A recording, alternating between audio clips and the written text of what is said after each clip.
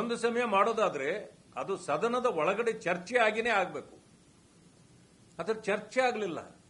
ಒಂದು ವಿಶೇಷ ಕ್ಯಾಬಿನೆಟ್ ಸಭೆ ಕರೆದ್ರು, ಅಲ್ಲಿ ತೀರ್ಮಾನವನ್ನು ತಗೊಂಡ್ರು. ನಾವು ಅದನ್ನು ಹೊರಗಡೆ ಹೇಳಲೇ ಇಲ್ಲ ಅಂದ್ರು. ಎರಡನೇ ದಿವಸ ಬಂದು ನಾನು ಹೇಳಿಕೆ ಅಷ್ಟೇ ಕೊಡ್ತಾ ಇದ್ದೀನಿ ಅಂತ ಹೇಳಿದ್ರು. ಆದರೆ ಅದು ಹಿಂದಿನ ದಿವಸವೇ ಅವ್ರು ಏನು ಹೇಳಿಕೆ ಇತ್ತು ಅದೆಲ್ಲವೂ ಕೂಡ ಬಹಿರಂಗವಾಗಿತ್ತು. ಅಂದಮೇಲೆ ಇವರಲ್ಲಿ ಗೌಪ್ಯತೆಯ ಕೊರತೆಯೂ ಇದೆ ಅಂತಕ್ಕಂಥದ್ದು ಈಗ ಜಗಜ್ಜಾಗಿರ ಆಗಿದೆ. ಮಾನ್ಯ ಮುಖ್ಯಮಂತ್ರಿಗಳು ಹೇಳಿಕೆ ಮಾಡುವಾಗ ಕ್ಲಾರಿಫಿಕೇಶನ್ ಕೊಡಬೇಕಾಗಿತ್ತು. ಕ್ಲಾರಿಫಿಕೇಶನ್ ಕೇಳೋದು ನಮ್ಮ ಹಕ್ಕು, ಉತ್ತರ ಕೊಡಬೇಕಾದ್ದು ಅವರ ಹಕ್ಕು. ಆದರೆ ಏನು ಕೊಡೋದಿಲ್ಲ, ಅದನ್ನು ಅಷ್ಟೇ ಮಾಡಿದ್ರು. ಇವತ್ತು ಯಾರ್ಯಾರಿಗೆ ನೀವು ನ್ಯಾಯ ಕೊಟ್ಟಿದ್ದೀನಿ ಅಂತ ನೀವು ಬೆನ್ನು ತಟ್ಟಿಕೊಳ್ತಾ ಇದ್ದೀರೋ ಅವರೆಲ್ಲರೂ ಬೀದಿಯಲ್ಲಿದ್ದಾರೆ. ಇದರಲ್ಲಿ ಯಾರಿಗೂ ಸರಿಯಾದ ನ್ಯಾಯ ಸಿಕ್ಕಿಲ್ಲ. ಒಂದು ಸಮಯ ನೀವು 5 ಗುಂಪುಗಳಿದ್ದವ್ರನ್ನ ನೀವು 3 ಗುಂಪುಗಳಾಗಿ ಮಾಡಿದ್ರಿ. ಸದಾಶಿವ ಆಯೋಗವನ್ನು ನೀವು ಲೆಕ್ಕಕ್ಕೆ ತಗೊಳ್ಳಿಲ್ಲ, ಮಾಧುಸ್ವಾಮಿಯ ವರದಿಯನ್ನು ತಗೊಳ್ಳಿಲ್ಲ, ಮೋಹನ್ ದಾಸ್ ಇವರನ್ನ ನೀವೇ ಮಾಡಿದ್ದು, ನಾಗಮೋಹನ್ ದಾಸ್ ಅವರದ ನೀವೇ ಮಾಡಿದ್ದು, ಅದನ್ನು ಕೂಡ ಲೆಕ್ಕಕ್ಕೆ ತಗೊಳ್ಳಿಲ್ಲ. ಅಂದಮೇಲೆ ಇಷ್ಟನ್ನು ನೀವು ತಿರಸ್ಕಾರ ಮಾಡಿ ನಿಮ್ಮ ಪಕ್ಷಕ್ಕೆ ಬೇಕಾದಂತೆ ನೀವು ಒಂದು ತೀರ್ಮಾನವನ್ನು ತೆಗೆದುಕೊಂಡಿದ್ದೀರಿ. ಇದು ಕೇವಲ ಒಂದು ರಾಜಕೀಯ ತೀರ್ಮಾನ, ಇದು ವೋಟ್ ಬ್ಯಾಂಕ್ನ ತೀರ್ಮಾನ.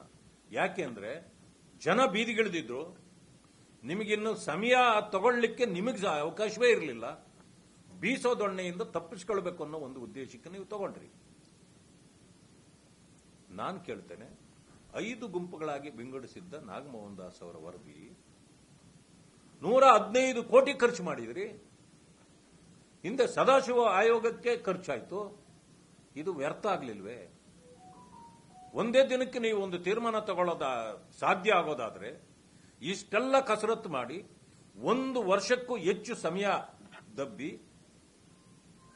ನೀವು ಒಂದು ದಿನಕ್ಕೆ ತೀರ್ಮಾನ ಕೊಡ್ತೀರಿ ಅಂತಂದ್ರೆ ನಿಮಗೆ ಈ ಒಳ ಮೀಸಲಾತಿ ಕೊಡಬೇಕು ಅಂತಕ್ಕಂಥ ಮಾನಸಿಕತೆ ಇರಲಿಲ್ಲ.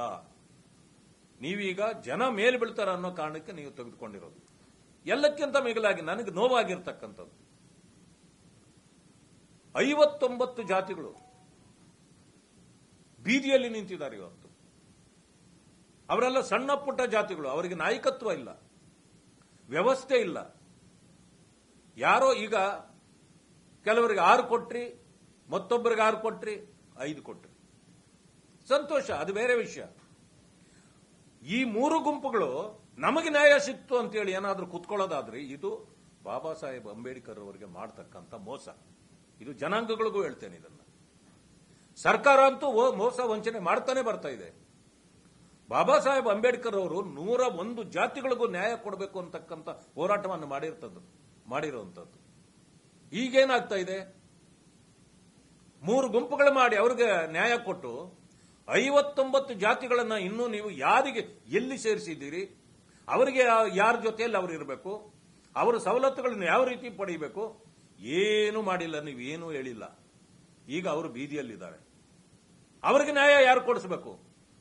ನಾವಿವತ್ತು ಈ 3 ಗುಂಪುಗಳಿದೆ ಏನಿದೆ, ಎಡ, ಬಲ ಅಥವಾ ಸ್ಪೃಶ್ಯ, ನಾವು ಸೇರಿ ಅವರ ಪರವಾಗಿ ನಿಂತು ಅವ್ರಿಗೂ ಕೂಡ ನ್ಯಾಯ ಕೊಡಿಸಬೇಕು.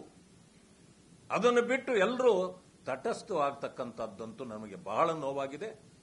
ಈ ಅಲೆಮಾರಿ ಸಮುದಾಯಗಳಿರ್ಬೋದು, ಸಣ್ಣ ಪುಟ್ಟ ಸಮುದಾಯಗಳಿರ್ಬೋದು, ಅವರ ಮೂಲ ಜಾತಿಗಳು ಯಾವಿವೆ ಅಂತೇಳಿ ಸೇರಿಸಬೇಕಾಗಿತ್ತು. ಅದನ್ನ ಸರ್ಕಾರ ಮಾಡಿಲ್ಲ. ಕುಲಶಾಸ್ತ್ರ ಅಧ್ಯಯನ ಮಾಡಿದಿದ್ರೆ ಸರ್ಕಾರಕ್ಕೆ ಮಾಹಿತಿ ಸಿಗ್ತಾ ಇತ್ತು ಯಾರ್ಯಾರು ಯಾವ ಮೂಲ ಜಾತಿಗೆ ಬರ್ತಾರೆ ಅಂತ. ಸರ್ಕಾರದ ಬಳಿಯಲ್ಲೇ ರೈಟ್ ಯಾರು, ಲೆಫ್ಟ್ ಯಾರು, ಈ ಸ್ಪೃಶ್ಯರಲ್ಲಿ ಯಾರ್ಯಾರಿದ್ದಾರೆ ಇದೇನೇ ಮಾಹಿತಿ ಸರಿಯಾಗಿ ಅವರಿಗೆ ಗೊತ್ತಿಲ್ಲ. ಈ ರೀತಿ ದೊಡ್ಡ ಅನ್ಯಾಯ ಆಗ್ತಾ ಇದೆ. ಇದನ್ನ ತಕ್ಷಣ ಸರಿಪಡಿಸಬೇಕು. ಇಲ್ಲ ಅಂತಂದ್ರೆ ಈ ಎಲ್ಲಾ ಸೇರಿ ಹೋರಾಟ ಮಾಡ್ತಾರೆ. ಈಗ ರೈಟ್ನವರು ಹೇಳ್ತಿದ್ದಾರೆ, ನೀವು ಯಾವುದೋ ಒಂದು ಗುಂಪಿಗೆ ಕೊಟ್ಟಿದ್ದ 1% ತೆಗೆದು ನಮಗಾಕಿ ನಮ್ಮನ್ನ 6 ಅಂತ ಹೇಳಿಬಿಟ್ಟಿದ್ದೀರಿ. ನಮ್ಮ ಜನಸಂಖ್ಯೆ ಬಹಳಷ್ಟು ಇದೆ, ಆದರೆ ನಮ್ಮ ಹೋರಾಟ ನಿಲ್ಲೋದಿಲ್ಲ ಅಂತ ಅವರು ಹೇಳ್ತಿದ್ದಾರೆ. ಗೊಂದಲ ಇದೆ. ಏನು ಕೋರ್ಟ್ನ ಆದೇಶ ಇದೆ ಅದ್ರ ಪ್ರಕಾರ ಮಾಡಿಲ್ಲ ಅಂತಕ್ಕಂಥದ್ದನ್ನ ಇವತ್ತು ಮಾದಾರ ಚೆನ್ನಯ್ಯ ಸ್ವಾಮೀಜಿ ಅವರು ಹೇಳಿದ್ದಾರೆ. ಅಂದಮೇಲೆ ಅವರು ತೃಪ್ತರಾಗಿಲ್ಲ, ರೈಟ್ನವರು ತೃಪ್ತರಾಗಿಲ್ಲ, ಅಥವಾ ಸ್ಪೃಶ್ಯರು ತೃಪ್ತರಾಗಿಲ್ಲ, ನೀವ್ಯಾರ್ಯಾರನ್ನ ಎಲ್ಲೂ ಸೇರಿಸದೆ ಕೈ ಬಿಟ್ಟಿದ್ದೀರೋ ಅವರು ತೃಪ್ತರಾಗಿಲ್ಲ. ಅಂದಮೇಲೆ ನೀವು ಮಾಡಿದ್ದಾದ್ರೂ ಏನು? ಬೆಟ್ಟ ಅಗದು ಇಲಿ ಹಿಡಿಯೋ ಕೆಲಸವನ್ನ ನೀವು ಮಾಡಿದ್ದೀರಿ. ಆ ಕಾರಣದಿಂದ ಇದಕ್ಕೆ ಸದನದಲ್ಲಿ ಉತ್ತರ ಕೊಡುವಲ್ಲಿ ಮಾನ್ಯ ಮುಖ್ಯಮಂತ್ರಿಗಳು ಎಡವಿದ್ದಾರೆ. ಇದು ಸರಿಯಾಗಿಲ್ಲ. ಒಟ್ಟಾರೆ ಈ ಸದನದಲ್ಲಿ ಚರ್ಚೆಗಳೇ ಬರಲಿಲ್ಲ. ಕೇವಲ ಬಿಲ್ಗಳನ್ನು ಪಾಸ್ ಮಾಡ್ಕೊಂಡ್ರು. ಸಹಜ, ಇದು ಕಾನೂನು ಇದನ್ನು ಮಾಡುವಂಥದ್ದು ಸದನಕ್ಕೆ ಬಿಟ್ಟ ವಿಷಯ, ಅದನ್ನು ಮಾಡಬೇಕಾಗಿತ್ತು.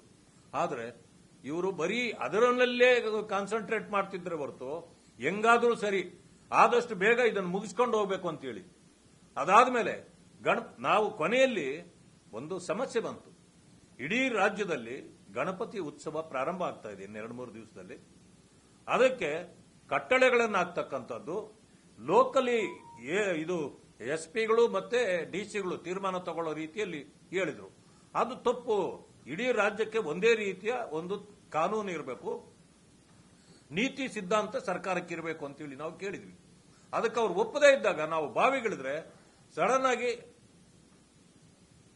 ಅನಿರ್ದಿಷ್ಟಾವಧಿಗೆ ಮುಂದೂಡಿ ಸದನವನ್ನ ಹೊರಟೋದ್ರು. ಅಂದ್ರೆ ಸರ್ಕಾರ ಯಾವುದೇ ಚರ್ಚೆಗಾಗ್ಲಿ ಈ ರೀತಿ ನ್ಯಾಯ ಕೊಡ್ಲಿಕ್ಕಾಗ್ಲಿ ಈ ಸಾರಿ ಆಗಲಿಲ್ಲ ಅಂತಕ್ಕಂಥ ವಿಚಾರ. ವಿಶೇಷವಾಗಿ ಏನಂದ್ರೆ ಕೊನೆಯಲ್ಲಿ ಹೇಳ್ತೇನೆ,